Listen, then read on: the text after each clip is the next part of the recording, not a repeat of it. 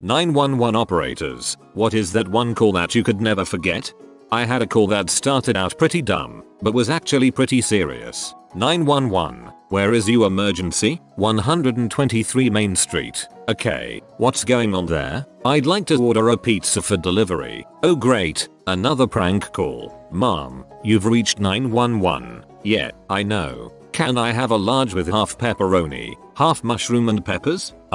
I'm sorry, you know you've called 911 right? Yeah. Do you know how long it will be? Okay. Mom, is everything okay over there? Do you have an emergency? Yes, I do. And you can't talk about it because there's someone in the room with you. Moment of realization. Yes, that's correct. Do you know how long it will be? I have an officer about a mile from your location. Are there any weapons in your house? Nope. Can you stay on the phone with me? Nope. See you soon. Thanks. As we dispatch the call, I check the history at the address and see there are multiple previous domestic violence calls. The officer arrives and finds a couple. Female was kind of banged up and boyfriend was drunk. Officer arrests him after she explains that the boyfriend had been beating her for a while. I thought she was pretty clever to use that trick. Definitely one of the most memorable calls. Whoa, I really hope that every 911 operator has the same level of quick critical thinking skills that you have. Very impressive. Holly motorcycle tipped over and the clutch lever went into a 4-year-old's eye. Parent was on the line asking what to do. Suddenly, she said, "They're going lift the motorcycle." I emphatically told her to tell them to stop and wait for rescue and EMS. Rescue ended up cutting off the clutch lever and transporting the kid to hospital. She underwent surgery. That was 1982. Just last year, I met the lead rescue officer and the girl herself, now fully grown. They wanted to meet the 911 operator that saved her vision. The one that stayed with me gave childbirth instructions to her deaf father via relay for his deaf wife. They were the victims of a home invasion and were tied to chairs. Burglars saw her in labor, panicked, then left. Took dad hours to free himself and call. While giving the instructions, I obtained a suspect description to put out to surrounding agencies. They were caught in the city to our north during the call. Baby boy was born perfectly healthy. That's incredible and terrifying. Incredible that it ended well and that they escaped. Terrifying that something like that has happened. Glad it had a good outcome. I'm a dispatcher for a cab company. One day I got a call from an old man who seemed as if his voice was trembling. I'm naturally polite as I asked for his drop-off address. He said the emergency room. I casually said, feeling a little under the weather, eh? I tried to take my life. I vomited most of the pills up and now I feel miserable. Can you send a cab quick? Certainly sir. Anything else I can do for you? I talked to him for 15 minutes before the cab pulled up and the driver carried him out to his car. He told me his life story and why he tried to end it. I visited him in the hospital as soon as my shift was over. He still calls for a cab every day to take him to a barbecue restaurant.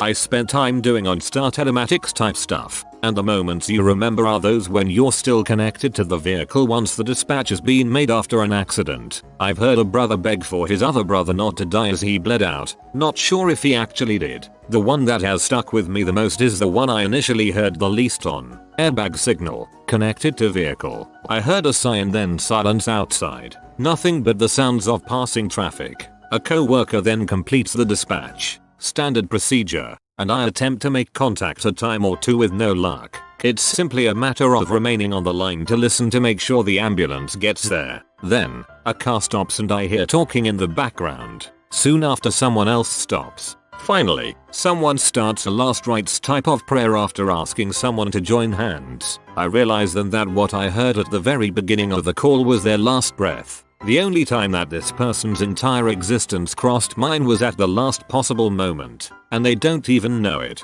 Life is fickle. Be good to everyone. It creeps me out thinking of the inside of that car after the driver has died. Your voice checking and periodically trying to make contact, but no one there to hear you. Shivers. So sad. And at the same time, I think it was good they weren't entirely alone when they went. What a hard job. My first call I ever had to dispatch on the radio. 2 homeless dudes blowing each other on the bus. I'm sorry it's not serious, or traumatic, but it will always stay with me. This is dispatch. We have a code 69. 2 men exchanging blows. Double quote. 911 dispatcher here. I took a call once of a house being on fire, so of course we send fire department out. Soon as they arrive on scene they ask for the police to respond. Police don't typically respond to this area with FD. Turns out the story was that a girl's fiance arrives home and dumps gas on her and lights her in fire. She then runs to the shower to try to put herself out. He follows her, turns the shower off, dumps more gas on her and lights her back on fire. She then runs through the house, thereby lighting the house on fire. She then runs out of the house as FD arrives on scene. So when FD pulled up they had arrived to a body collapsed in the yard on fire. When PD arrives, the male fiance walks out of the burning house, lets himself into the back of a police car and says, "Take me to jail." I was a 911 dispatcher for several years and one of my most memorable calls was a hysterical woman at about midnight one stormy night. She was absolutely incomprehensible. I kept saying, Mom, you have to calm down. I can't understand you. Mom." This went on for what felt like forever. I couldn't get anything useful out of her. My officers were en route to this obviously horrifying situation. Finally, she said something about being with her sister. "How old is your sister?" One. Instantly suspicious, I asked, "How old are you?" 5. A 5-year-old boy. So that's how I inadvertently called a little boy mom many times. Oops, the storm had woken him up and his parents were gone. They went out to move their cars to shelter in case of hail. He was just very scared. My officers still responded and talked to the parents about not leaving sleeping children alone, but everybody was unscathed. It wasn't my most tragic call, but it is one I've never forgotten. Poor little mom. Poor little mom. Ha ha ha. Excellent story. I volunteered on a crisis call center hotline. I had just turned 18 and was fresh out of training. It was maybe my 8th or 9th shift at the center. It wasn't my first call with a suicidal person. However, it was the worst and scariest for me. This man had locked himself up in his home with a gun and was going to shoot himself. He wasn't calling to have someone talk him down. He told me that he wanted someone to hear him die. Of course, at this point, I'm trying to find out where he's at. I'm tracing his call and talking to 911 on my other phone. He says in the most calm and serious voice, "You're not going to have time for that. Just listen, and it will be over soon." I finally get a trace on the call, and I'm reporting it to the 911 operator. Then it begins. I can hear him fumbling around with the gun, and the clicking of the trigger barrel. He's getting frustrated because the gun is jammed. With each click and rattle, I'm expecting to hear the gun go off. I'm literally dripping with sweat. This goes on for some time, and I'm trying to keep him on the line and to focus on the conversation as he's trying to fix his gun. It seemed like eternity, but I finally heard the police at the door.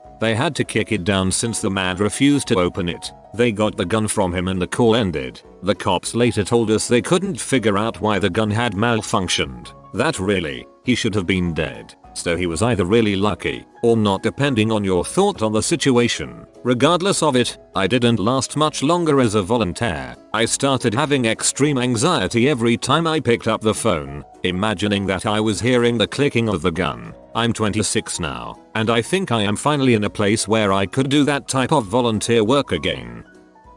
I used to work as a relay operator, 711, and often got misdialed 911 calls. We would connect them to 911, but since they connected through us, we had to stay on the line. One time I got an old woman who fell out of bed and couldn't get up. I connected her to 911 and from there they tracked her location. The 911 operator is like, "Mom, are you in such and such hospital? Are you calling from the hospital?" "Yes. I fell and no one will help me." Not sure what the 911 operator did, but about 10 minutes later you hear someone come into her room to help her up. Apparently this woman fell out of her hospital bed and no one noticed for over an hour, until she dragged herself to the phone and called 911. I was like, note to self, never go to this hospital.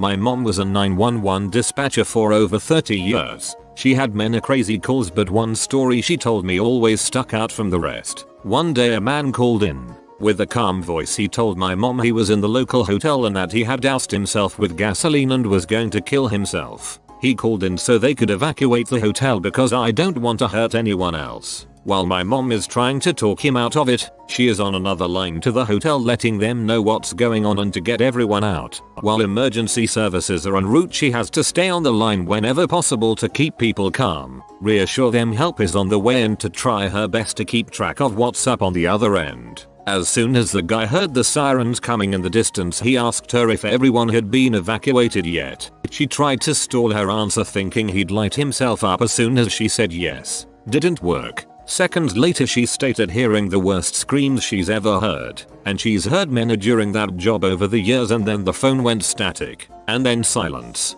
He died in that hotel and mom had to listen. Lousy day. They shouldn't have gone in with sirens on. That's pretty basic. This is why a friend of mine quit her operator job. About 5 years ago she got a call 1 year into her job about a 4-year-old boy who drank bleach under the care of his aunt. The ambulance was able to make it to the boy and save his life, but it was later found that the aunt made him drink it. She wanted a free ride into town to go to the casino. Very disturbing. My wife wakes up crying once in a while after dreaming about certain of her calls. It's always either mommy won't wake up or I backed over my boy. She has not been on the job for 15 years. Some things just leave marks. I wouldn't last a day in a 911 call center. I actually am a 911 operator. First ever 911 I answered was about a naked man sitting in a bathtub on the side of the road in the middle of nowhere. He was drunk and we still don't know where he got the tub. Edit. West Tennessee, since everyone keeps asking. Former sheriff's department dispatcher in charge of non-emergency and 911 calls for a rural, southern county. I picked up the job part-time and was in the process of training. My supervisor was sitting next to me listening to my end of the call, but she was not hooked into the line to hear the whole call. Line rings. I answer. It's 911. A young girl, less than 10 years old, is telling me that she, her mother, and her baby sibling are locked in a bedroom. Her uncle is pacing around outside the door holding a knife and threatening to kill them all. She does not know the house number, fire number, where they are, and mom has basically checked out of the conversation out of fear. I have a vague idea of where she is, so I send deputies in her direction with the promise that I will get better directions. As is typical in rural areas, everybody owned a scanner and listened like it was their job. My phone starts ringing off the hook, so I am reassuring this little girl on one handset and holding a second handset up to my other ear, taking directions from concerned members of the public. Directions like go until you see a broke down truck. Keep going. When you get to the second broke down truck, turn right and continue until you see a large rock. It was also late enough in the evening that everything was dark out. The little girl tells me there might be a back door that is unlocked. Members of the public who know the house just from the general location and number gender of occupants are calling and confirming that there is a back door that my deputies should enter through and that they will not be seen by the perpetrator if he has retreated to the living room. My guys arrive, sneak in the back, walk right up to the guy sitting in a recliner, disarm him, and arrest him. Family gets emergency protective orders so he, ideally, cannot be a threat to them again. I almost quit after that call because my adrenaline was running. I was shaking, and I'd had to handle it mostly myself because my supervisor couldn't hear what was going on. I stayed with it and it was one of the best jobs I had. I quit when I moved to another state, but it was a sad decision to make. I love the thought of a community pulling together like that to help those poor kids.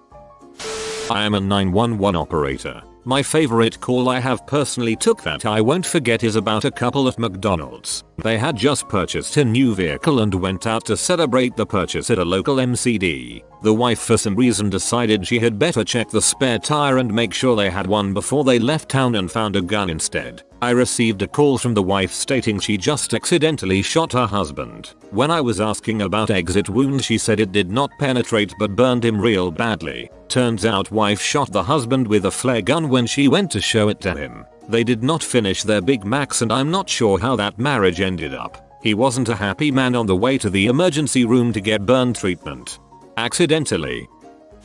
Before my grandma died we had to call 911 to get her to the hospital. An older lady, for some reason still an EMT, or first responder, I forgot, came to the house. She had trouble getting up all the stairs to the front door and fell backwards. She thought she hit her head, so she touched it and saw blood all over her palm. In reality she just scraped her hands, but thought the blood was from her head, so she fainted. We had to call another ambulance. As a current EMT, what the frick?